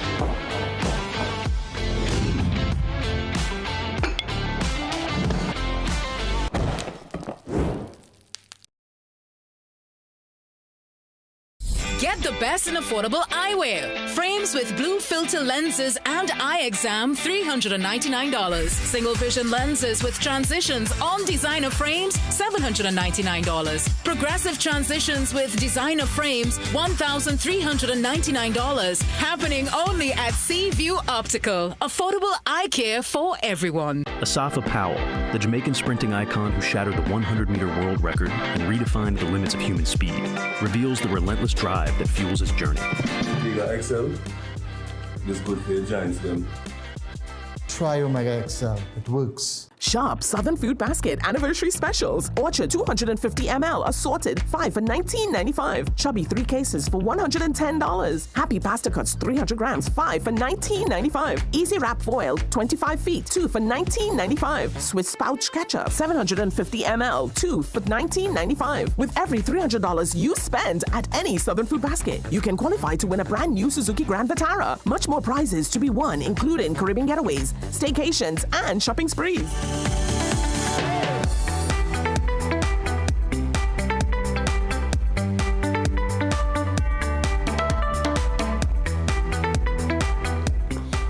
So Love Is, it's a hilarious comedy show. It's Rudy at his very best. Port of Spain got their chance, BVI got their chance, and South, well, it's your turn. Supper will come alive. The halls of Supper will erupt with laughter because, let me tell you, when Rudy steps into his zone, and listen, many of the interviews we have had over the years, I still can't even keep count of the different characters. This man is truly amazing. Rudy, my friend, back with us on the set to promote Love Is Supper, Sunday, 17th August. Rudy, manners and respect. My brother. Yes. Blessings, man. Good morning, Trinidad and Tobago. Thanks so much for having me. Up to last night, I think it is, I'm watching news, and you know your ad, the supermarket ad is run now. Right. And I see to myself, I didn't even see the rundown for this morning yet, and I see in just last night, you live long. I say, boy, look at Rudy, just in different characters now. Yeah. How long, boy? And you do it so seamless. Yeah, boy. It's practice and years are doing it. For sure. So Love Is, you're taking it to South. What was the response so far? Like the tongue show in Queens Hall? You said right. BVI, you did it in BVI? Yeah, the first show was in BVI. Wow. Which was, it was a little nerve-wracking. Because that's a whole different scene, different market. Yep. And I actually never did a show in BVI. So that would have been the first one-man show I was doing, and the first time ever in BVI. Yeah. But when the show was finished and was doing a little meet and greet, it was like, yo, that show was good, bro. And I gave my little boost of confidence, because that's the first time I actually write an entire screenplay. And So let me ask, because I know this is out of your creative mind. You will put your screenplay down, you'll go out there. But is there a moment inside the show at all when things are bubbling and the crowd reacts that you improvise, you ad-lib at all, or you stay strict to your script? There's one thing Penelope Spencer and I was always laugh at that, I was real ad-lib. Like through the entire show, especially if I realize the crowd connects with a particular part of the script. There's a lot of ad-lib that takes place in rehearsals too. So once you get comfortable with the actual script, when you go on stage, you could flex and you could do different stuff. So yeah, I was ad-lib a lot. How quick is sometimes the wardrobe change when you're kind of getting from character to character? What happens during that time, or is it one flow? I'm just trying to visualize what the experience will be for the patron. Well, there is a particular part in this show that I have one of the quickest changes I've ever done in the history of the Rody brand, right? Where I go from wetty to pinky, and the reason why the change is so quick is because I have to get to the entrance where the crowd came in. I have to get to there now. So the change, well, I must change with probably like a minute, probably like a minute or less than a minute. It's like you're moving and changing. Yeah. Wow. And mic everything on my sweater. Sometimes my foot. Well, a lot of people who's helped me. Wow. You know, all the team who's helped me, but that change. Because there's so much pace and because it's a one-man show, Rody, does, like for you, the performer, the actor on stage, does it like pass fast, the time? Yeah, it does. Especially if you're actually having a good time. If the show is not going as planned, sometimes it kind of drags. But majority of the times when we're having a great show, the time does fly. And what's the duration of the show? I mean, I know 6:30 is start time. It's intermission in between, or you're going from start to finish? We're doing intermission. So the show is probably about 2 hours, 2 hours 20 minutes, give or take, because we actually we have Kevin Sawyer featuring. He's opening the show, and I also have Penelope Spencer and Cecilia Salazar that is within the whole production of the play as well. So that's pretty exciting as well too. Rody, have you, because I mean, we have so many people doing comedy now, and I think you, for me, I will always give you first mover status. You to me would have been the first to really step into that social media space, build your brand on all the networks via the phone and your angle and your editing, and you came from that. You seen any like young people coming up to you now and saying, "Hey, Rody boy, you know, you have been my inspiration. You have been my the reason why I'm doing this." Yeah, for sure, man. I get that a lot. Sometimes I just feel like some of them feel like I'm old now. Because I feel like Kitchener in the social media game. It's like, bro, you's a legend, bro. It's like, I still in my 30s, bro. Long man, a while again to be a legend, you know what? But yeah, the love is definitely there amongst the younger crowd. But I mean, it is legendary because it's like about 10 years. It's a solid decade. It is 10 years this year. Yeah. And that I was having so much fun. It just like 10 years creep up, boy. Yeah, that is legendary, and you're still here and you're creating new characters and still relevant in the space, huh? Yeah, definitely. No, I mean, I say that with no apology. I've seen so many people. I mean, we have so many. Don't really need to name anyone per se, but people know they could pull out the phone and they see many people attempting and doing the comedy. And I mean, Rody, you to me, I recall, would have been the very first. Yeah, I appreciate that, man. I mean, to tackle that format. Yeah, that's true. I mean, I take my flowers, I take it. I'm refusing it, but at the same time too, I always tell, you know, the younger talent out there that is more than just your talent. You know, there's a lot of self-discipline that goes into it. And you have to have a strong team, because, you know, without my mom and my wife, and the support that I have around me, I don't think, you know, the brand will be anywhere with just me, you know, doing what I do. So there's definitely that support factor there as well that you must appreciate now. Well said, Rody. I want to head to the show, man. Give me details where I can get tickets. Are they still available? Cost factor. I know start time is 6:30 and it's at Sapa. It's a Sunday 17th. That is literally this Sunday. This Sunday, this Sunday. So tickets, you can get tickets on islandeticket.com. We have tickets at Southern Food Basket, Coffee Street, and Point Fortin. We also have tickets at Anthony's Florals in Val Park. You can get tickets at Atlee's by the Park in San Fernando as well. Right, so I just can't wait to see all in South, but because every time we do a show, the first thing is like, I hope all they come in South, you know. Well, all year we come in South. Yeah, Sunday. Yeah, South is going to be alive. Look now, put up the flyer again. There's about 7 characters on screen there, you know? I can put all on the flyer, boy. That is like the main characters there. Look there, you see the denim shot there, yeah, bend up. You man, get them the bend up, you see that bend up? Oh, God. Bend up. Rody, let me tell you, congrats in advance. Thanks so much, man. How folks going to find you? For those, you know, probably, I mean, I don't know where you're living if you're not following Rody, but how are we going to find you in the socials? Rody_Blue Moon Pro. That's BLU. Yeah. That's right. Everything Rody Entertainment. Rody the Entertainer. Rody Cumberbatch coming to you. Southland, it's your turn on Sunday at Sapa from 6:30. All the best, buddy. Blessings, my brother. Appreciate you having me. All the time, and good to have you. With that, we take the pause, we come back. Much more as we work our way to 8 o'clock.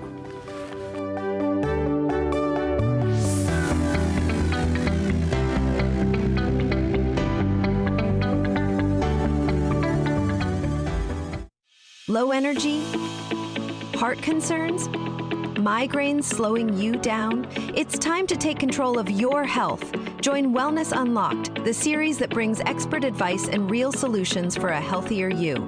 In our latest episode, learn how Jameson CoQ10 can help support heart health, boost energy, and even reduce migraines. Get the science, the stories, and the steps to power up your health with CoQ10. Don't miss Wellness Unlocked. Watch now on CNC3 and start your wellness journey today. Big ambition starts with clear vision. This back to learning season, Herrera Optical has eyewear packages for every learner. For kids 15 years and under, get a free frame with lenses starting at just $495. Scholars, it's time to level up your look with frame plus lenses from $750. Lifelong learners, purchase any frame $1,099 plus and unlock up to 30% off premium lenses like Eisen, Varilux, and Transitions in 8 bold colors. And don't miss your chance to win a $1,500 learning supply voucher or transition lenses when you purchase any eyewear package. Herrera Optical, big ambition, clear vision. Visit us in store today. This promotion is NOCB approved.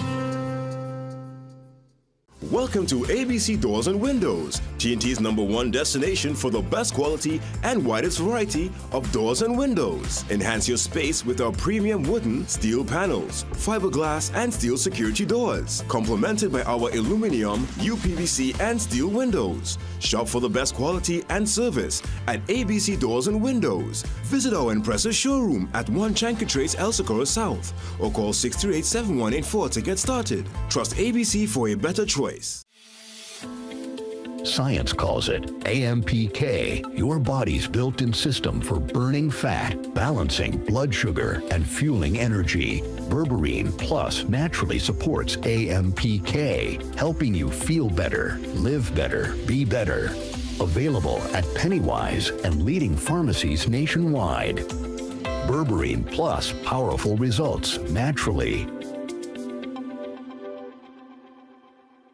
At Cruise Inn Hotel and Yachting Center, we're all about time. In fact, once you check in, there's no time to lose.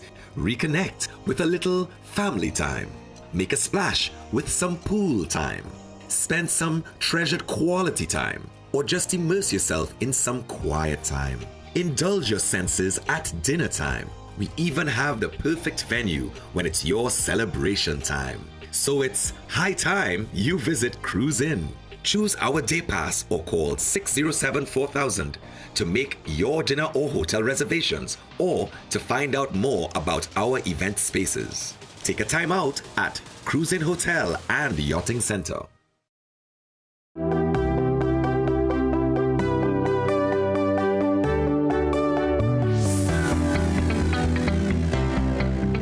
Medical director there at the TTIVF, Dr. Catherine Minto-Bain, joins me on set. She's in all the scrubs this morning, so she's heading to the office, I would imagine, after the interview. Dr. Minto-Bain, great to see you as always. JW, lovely to be here. That's right. And, you know, the IVF discussion continues. And the question today and the theme, when is IVF the only fertility solution? Walk us through it. So there's lots of things we can do to help someone have a baby, and actually if I put my mind to it, I can count on my fingers about 19 different treatments that we've got that might help a couple. And some of them are really simple options, like helping a guy think about his diet a little bit more, helping a woman think about her fertile time, simple things like helping someone with their thyroid maybe that we find is slightly out of balance, or sometimes just helping eggs grow or helping eggs ovulate with a trigger injection. But then there are times when we can see IVF, this in vitro fertilization, is going to be the only thing that's going to work for you.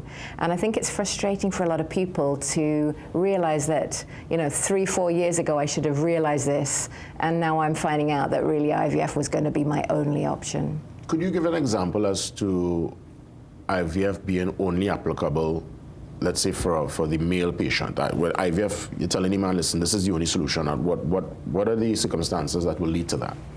Yeah, so there's one solution that springs to mind. So JW, say you came into my clinic and I was looking at your sperm tests, and if I see that you're consistently making, on a sperm test, under 3 million sperm, and we're talking consistently, so not just one sperm test, because that's a snapshot in time and could be anything in your body, but if over time, over several sperm tests, you're consistently under 3 million, it sounds like a lot, but that is somebody who's really going to need IVF. But isn't just one sperm required to impregnate? Yeah, and you know that, and everybody knows that. You know, you just need to get one sperm into the egg.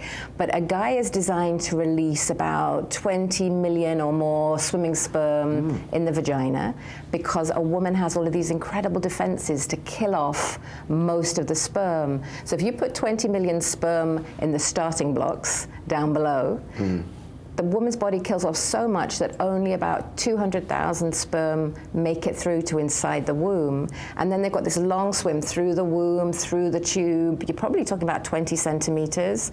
And then only about 1,000 sperm of those 20 million actually make it to the egg. And then one has to bind and get inside. So the numbers are really important. Wow. So again, wow, you know, you're getting some serious information here this morning. So we were able to establish, for myself and you know, the men out there looking on, walk me through the same scenario as it pertains to the woman, where IVF will be the only solution at that point in time. So, for example, when a woman has lost her tubes. So the tubes is what the sperm swim through to find the egg. And the eggs are on one side, the sperm is here. And if you haven't got your tubes, you can't get the two things together. So let's think about, a situation like a young woman who has had one of those really awful situations where she's had a pregnancy growing outside of her womb, an ectopic pregnancy. And often that's in the tube. If you've had that twice, and you've lost both of your tubes, you have no way for your egg and sperm to get together. But you still have your ovaries with your eggs and your womb that can grow a baby, so you need IVF to bring those two things together. So that's one very clear time when a couple just absolutely needs IVF, there's no other option. So these are conversations, I would imagine, you have these conversations with your patients. How soon, based on your tests, if indeed that's the finding, can you bring that particular conclusion to the patient, and of course they make their medical assessment going forward? How soon could they know that this is the case? So literally within a few weeks of walking into the clinic, people come in, they meet a nurse, we talk about the tests you need, we get the relevant tests, pull their history together, and when they're sitting down with the doctor, we can be very clear with them. So some couples, we have lots of options, but there are couples where we say, listen, IVF really is your only option. And one of the other ones actually is sperm. For guys, so we just talked about low numbers, but swimming of the sperm. What I was just saying is the sperm have to fight their way through this assault course to get to the egg. Swimming problems aren't going to be solved by medicines or supplements or herbs. So guys who have really specific low swimmers in their sperm, that's probably a genetic condition. Interesting you said that, because I know you're living Trinidad now for all these years, and coming into Trinidad, you'll get to, I'm sure by now, understand the culture, the subculture, the myths, the stories we hold on to. There are people who, men, believe you drink a punch, a ginseng, a ginseng, you name it. People, they hold on to certain remedies, and they believe that taking in that particular, whatever it is, will increase their chances. What does the science say? And the science doesn't know everything. I'll be really honest, medicine doesn't know everything, and punches may be good for getting certain things sorted in a person's body, but science and sperm swimming shows that, and sperm numbers shows that punches and supplements just don't make any difference. And it's because actually a lot of times if the sperm aren't swimming well, there's a little problem with the tail and how it moves, and that's a genetic thing. So a lot of people, they try all sorts of things, and then they find out it wasn't going to work, but they're 5-10 years on. So I would always say the science is pretty good, and we're pretty good at helping people. Dr. Minterbean, any closing remarks? I would just say to people, don't waste time. I think fertility is one of these issues where you think you have all the time in the world and you try all sorts of things, but really expert advice can help you early on not miss out on that chance that you want. There's loads of hope. There's loads of ways to have a baby, and getting expert advice, and that's what TT-IVF does, really helps people. So come in, get that advice. It's hard to take the first step, but once you do, you're on a journey that can really change things for you. Medical Director at the TT-IVF, touching base with us here on The Morning Brew, Dr. Catherine Minto-Bain. We take a pause and we come back to wrap things up. We head to Malabar and Santa Rosa for their month of celebration. Full details after the break, the Santa Festival Month.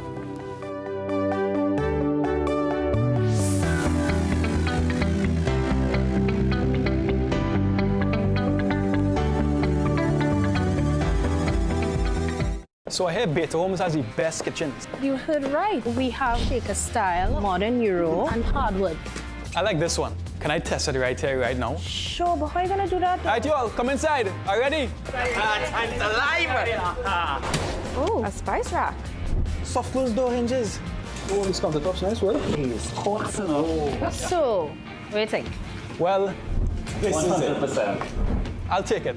Build the kitchen you love for less at Better Homes, Carney or French Street.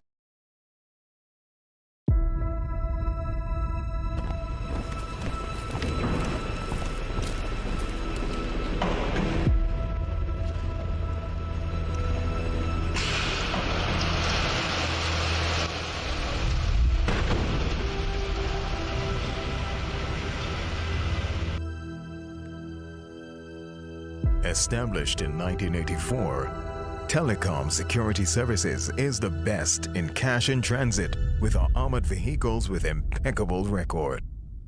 Featuring 24-hour surveillance to protect our clients' valuables. This is asset security that's equipped and efficient. From a modern head office, we deliver quality and trust, mitigating risk. Operational excellence with highly trained and dedicated staff. The best, cost-driven security solution. Telecom Security Services.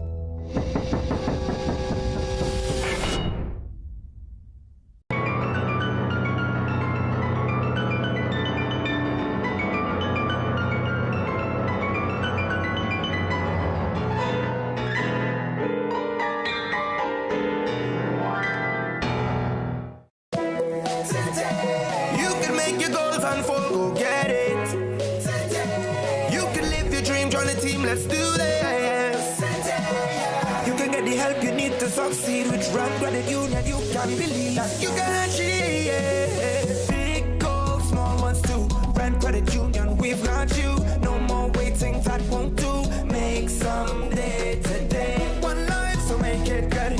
Live the way you know you should. With Rand Credit Union, yes you could. Make someday today. Live your best life today with Rand Credit Union. Magical Expressions Limited is the largest local importer and distributor of fresh cut stems, offering the widest range of beautiful flowers at the most affordable prices. Call us today at 701-6488, 701-6680, 728-6786, or visit our website to order. Some nights call for more than just a slice. At Rizzoni's, we serve pizza the way it was meant to be. Brick-fired, bold, and brought out fresh, again and again. This is all you can eat, Rizzoni style, where the pizzas come to you. Crisp crusts, rich sauce, melty cheese, every round with new toppings, new flavors, and no limit. Every Friday from 4 p.m. Join us at Movie Town, Fiesta Plaza, Port of Spain, or C3 Movie Town, San Fernando. So go ahead, stay for that next slice. We'll keep them coming. There's a powerful switch inside your body, AMPK. It tells your system to burn fat, balance blood sugar, and boost energy. Berberine Plus activates AMPK naturally, supporting metabolism, weight management, and healthy insulin function. Available now at Pennywise and leading pharmacies nationwide.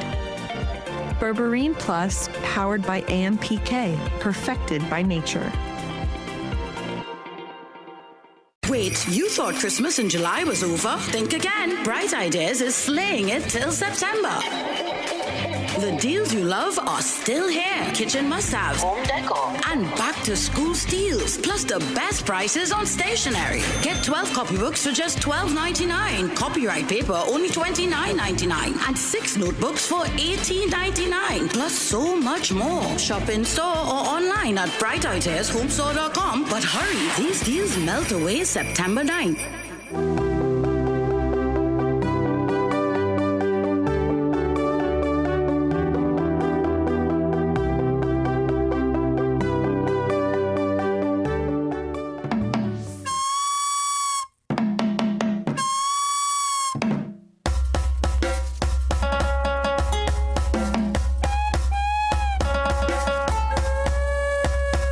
We are the soul of this nation, created by God for this very land, heritage of every Trinbagonian, native fabric from which we were all born, fashioned as one people, the true Trini first people. We still here, we ain't going nowhere. The Kalina and the Arawa, from Arima down to Ikakas, we were first. We were first. The Nepuyo Yayo Shibayo, the Karine out of Tobago. Well, let me tell you, it's no doubt. I have no doubt that the Santa Rosa Festival month, trust me, from what's going to take place this weekend with their cruise into the following Sunday with the full harvest. It's a chance for all of Arima, especially our First Peoples Nation. Arima is kind of like their symbolic home, their ancestral home. I recall the days of Cleaver Woods when I was going to primary school back in the day, going to Cleaver Woods, not even understanding what I was experiencing, but getting certain knowledge and education over the years. You recognize the importance of Arima and the importance of the First People and the importance, of course, of the community coming together to worship and just give praise and thanks. Father Christo joins me on set. Always a pleasure and joy to have Father Christo with me. Of course, moderator there at the Santa Rosa and Malabar Church, in charge of the cluster there. And with us, Dr. Hilary Bernard, the chair of the Santa Rosa Feast Committee, and the composer of the song that we just listened to there. Yes. That's Marilyn Williams on the vocals, right? Absolutely, you gotta. Fantastic. Yes. Well, let me just say congrats in advance. I know the Santa Rosa Festival month, full speed ahead, Father? Oh, yes, a lot of power. The cruise is picking up now because Hillary doesn't believe it, but I think at the beginning the Venezuelan mainland was joined to us. Yes. Apparently people walked, yes, right? Yes. But they came on boat after. So we have a big boat cruise coming, a new way of evangelizing. Yeah. Pope John Paul II, now being a saint, said there's a new way of evangelization. You have to move beyond the pews into the pavement. So we take in mass, we have been praise and worship, we have been something called Christo Aerobics, which is fun, faith, family on the boat. So this Saturday from 9 to 2, just after peaks at KFC on Cocorite. Okay, fantastic. I know they've always said, the churches where the people are gathered, huh? Yes. And but wherever the people live to, we should be church. That's so right. whatever you do is church. So if you are cruising, you can cruise with God. That's right. So this is, we're looking at the Harbour Masters? Yes, this is happening. Oh, yeah. Yes, tickets going to be discounted if you come and call my name. The secret is Christo Aerobics. So it'll be at the gate. We have some special tickets to give, to sell, right? It's $250 and it's from 9 a.m. to 2 p.m. Fantastic. Right, just after the fun goes towards building the community, the heritage and the roots. Yes. As you just saw just now, we're trying to do an integration and synergy with the First People, the governance of the borough and the church. Yeah, you all heading, I guess, down the islands. Down the islands, Gulf of Paria. There'll be Holy Mass on High Sea, praise and worship, there'll be healing. Holy Mass on the Seas? Yes, 3 priests, 3 major choirs, music ministers, St. Raphael, Point Fortin, and people of praise. Yeah. I mean, money's worth, and then you're going to get, there's food on sale. Yeah. We bring in drinks, I guess. Yes. Dr. Bernard, I want to again, say well done with the composition there. Oh yes. Thank you. Walk us through the significance of Arima as it pertains to the First Peoples. Well, way back in the 1700s, the mission was being formed in Arima, and the First Peoples were gathered from the encomiendas, from, I think it's El Dorado, Cora, Aruka, and they were brought to Arima. So the mission of Arima was formed. And the first peoples were there along with other peoples who were already there as well. Even the name, I think, Arima. Arima, yes, it's an Amerindian word. Aruka as well. Mukurapu, Guayari, Shaka Shakari, Toko, Tobago, all of these are indigenous words. Deep roots. Yes. And I would imagine having the first people as part of the Santa Rosa Festival, it's really, I guess it's natural, I would imagine. Yes, absolutely, you got it. Yeah. Because some people had asked, do we invite them to join us? I said they've always been a part of it. When Arima became the mission and we got our Catholic Church named after Santa Rosa, they were already there participating in it as converted Catholics. And they align with the feast because it's important that they do an interculturalization, a two-way, and an inculturation. So it's a very powerful where you merge culture and faith. And let people get a sense of value and identity without losing the flavor of what Catholicism is. Indeed. Yeah.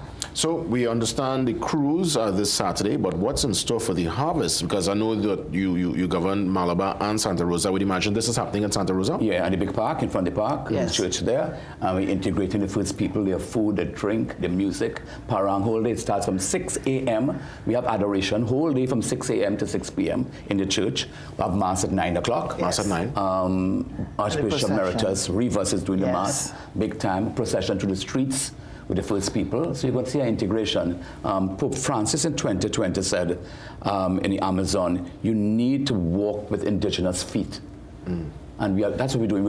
In the year of Jubilee, you're accompanying people with an indigenous native spirit, but bringing them to the faith that they espouse. You said procession. Is it similar to what we see at La Divina Pastora in Saparia, where you take to the street and you kind of just do a lap and move around? Yes. And the borough is joining us, so we do have an integration with the borough, the first people, and the church. What a powerful triangle, bringing people together, because the church also said that you must be church in the modern world, from the pew to the pavement, and whatever you do must be churched. This is one opportunity for a great new evangelization. Well said. On a day of fun, we'll have stores, plenty of food, different kinds of food. Stores will be dunking. Hillary, the first person to dunk will be Hillary. A lot of people will come in.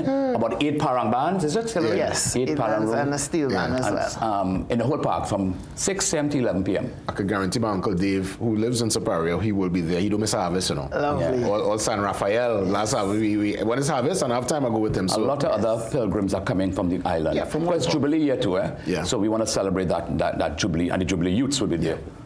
Oh, amazing. Yes. Dr. Bernard, any closing Yes, remarks? I want to say that, every parish has a harvest, and sometimes people misunderstand what the harvest is. But this is our opportunity to give back to church, to be a part of building up the kingdom of God here on earth. And it's even scriptural. If we go to 2 Corinthians chapter 8, I believe, St. Paul talks about these people who in Macedonia who wanted to be part of this. They wanted to give, but they were stricken with poverty, so they found ways to raise funds so that they can help in the building up of the kingdom. So this is also our opportunity to give back to the church, because most of us are so busy we don't join in any of the formal ministries in the church.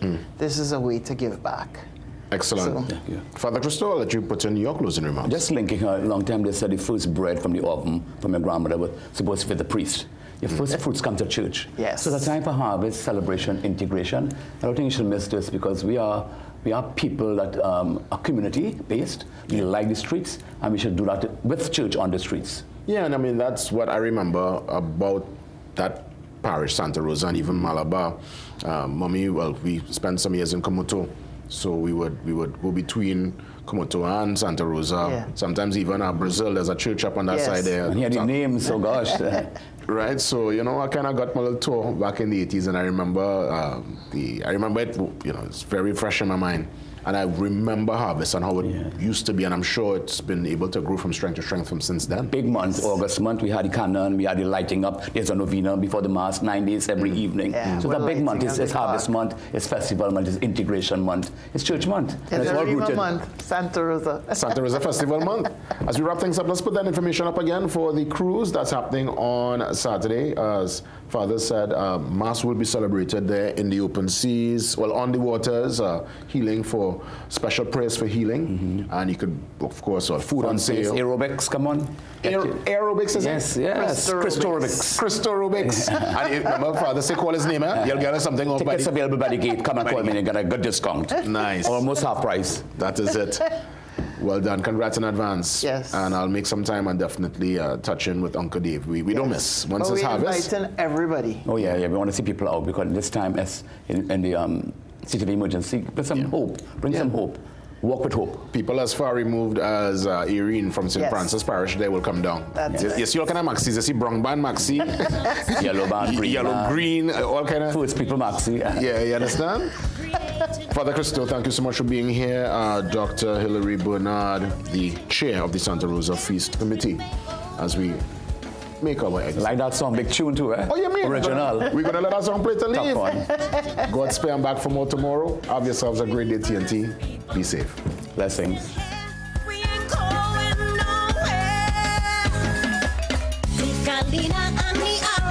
From Arriba down to Icacas, we were first. We were first. Puyo Yayo Shibayo, Carine Alta Tobago. We were first. We were first. Diamante, they are. Diamante, they are. Diamante, they are. Diamante, they are.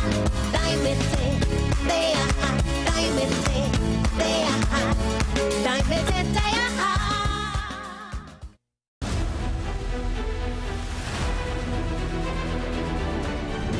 The Morning Brew is brought to you by Omega XL. Live long, stay strong.